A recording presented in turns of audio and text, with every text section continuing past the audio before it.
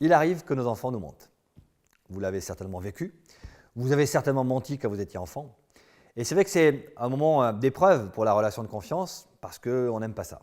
Moi, quand mes enfants me mentent, je prends ça comme une trahison au fait qu'on peut tous dire, qu'il n'y a pas de choses qu'on peut cacher. Il faut accepter que parfois, nos enfants aient besoin de mentir pour cacher une bêtise qu'ils ont pu faire, la peur de se faire gronder.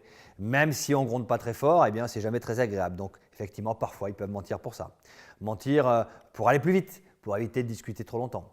Donc, c'est des choses qu'on peut rencontrer et la chance que nous avons, c'est que comme on connaît bien nos enfants, on arrive à détecter dans leur comportement des incongruences dans l'expression de leur visage, par exemple, dans leur élocution. Ils vont se mettre à être beaucoup plus dans le détail de l'explication quand ils mentent, alors que d'habitude, ils font des explications beaucoup plus larges. Bref, je suis persuadé que vous avez toutes et tous des méthodes pour détecter quand votre enfant vous ment. Et je pense qu'il ne faut pas le laisser passer. Quand un enfant ment, il faut arrêter tout de suite la discussion. Stop, là tu es en train de me mentir et il n'est pas question qu'on continue comme ça parce que je ne l'accepte pas. Maintenant, il y a une forme de mensonge qu'on peut parfois laisser passer parce que je trouve qu'elle est intéressante en termes de stratégie d'influence que les enfants peuvent utiliser. Et cette méthode, c'est la mauvaise foi.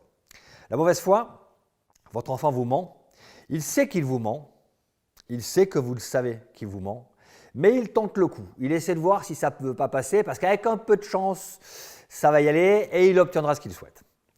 Donc dans ce cadre-là, comme avec un adulte qui serait dans la mauvaise foi, qui ferait preuve de mauvaise foi, petit truc, première chose, mettez votre ego de côté. Quand on est face à la mauvaise foi dans nos enfants, on n'a envie que d'une chose, c'est de lui dire « tu me mens, je vais te montrer que tu me mens ». Laissez-lui une chance de s'apercevoir qu'il a menti et qu'il est de mauvaise foi et de sortir tout seul du piège dans lequel il s'est lancé. Et c'est plus intéressant que de lui mettre le nez dedans parce que, effectivement, dans ce cas-là, on n'est plus dans la négociation, on est dans le fait d'imposer la solution à la situation. Je sais que tu mens, stop, on arrête de discuter, tu t'en vas. Non, on va le laisser comprendre qu'il n'a pas pris le bon choix, il n'a pas choisi la bonne stratégie, il est rentré dans une voie qui va être difficile pour lui, je te laisse une chance d'en sortir. Mais pour ça, il faut que notre ego soit de côté. Mettez votre ego de côté, c'est-à-dire ne laissez pas le sentiment de trahison que vous pouvez ressentir, en tout cas moi c'est ce que je ressens quand mes enfants sont de mauvaise foi avec moi, le sentiment qu'ils ne me font pas confiance parce que sinon ils me diraient la vérité, laissez ça de côté. Soyez plus technique, acceptez de jouer le jeu et de le laisser venir sur ce mensonge affirmé, même si vous vous doutez bien qu'il sait que vous savez. Donc première chose, l'ego de côté. Seconde chose, le principe de réalité. Amenez-lui des faits objectifs. Montrez-lui que vous pourriez lui prouver qu'il ment, que vous n'avez pas encore l'intention de le faire, mais que s'il s'entêtait dans son attitude, s'il s'entêtait dans sa mauvaise foi, vous pourriez facilement lui montrer qu'il est en train de vous raconter des histoires. Et donc là, il perdrait la face et ce serait compliqué pour lui. Il serait obligé de reconnaître qu'il a menti. Et puis, offrez-lui une porte de sortie. Troisième point, laissez-lui un moyen de sortir la tête haute. T'as fait tes devoirs ce soir? Oui, j'ai fait mes devoirs. Vous savez très bien que ce n'est pas vrai. Vous ne l'avez pas vu dans son bureau, il n'a pas fait ses devoirs.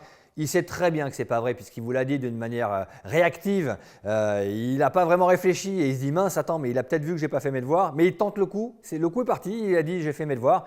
Qu'est-ce qui va se passer? On pourrait dire « ok, montre-moi tes devoirs, montre-les-moi tout de suite ».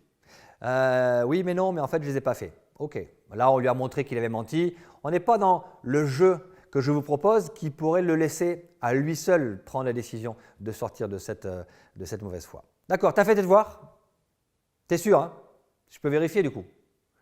Et là, vous allez voir qu'il va se mettre à changer un petit peu de tête. Attends, mais tu parles des devoirs pour demain? Oui, des devoirs pour demain, je parlais pour demain. Ah, tu parlais de ceux d'hier? Non, ceux d'hier, d'accord, ceux pour demain, tu ne les as pas faits? D'accord, écoute, va les faire.